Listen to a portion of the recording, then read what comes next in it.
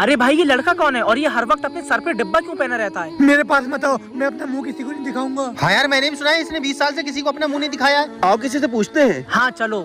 अरे भैया, आप यहीं रहते हैं क्या? जी हाँ, मैं यहीं रहता हूँ, बताइए। अरे भैया ये लड़का कौन है और मैंने सुना है इसने 20 साल से किसी को अपना मुंह नहीं दिखाया है। हाँ सही सुना है आपने, इसने 20 साल से अपना मुंह छुपा के रखा है। पर ऐसा क्यों? इसके पीछे बहुत बड़ी कहानी है, आइए इससे बुझवा देता हूँ। हाँ चलो।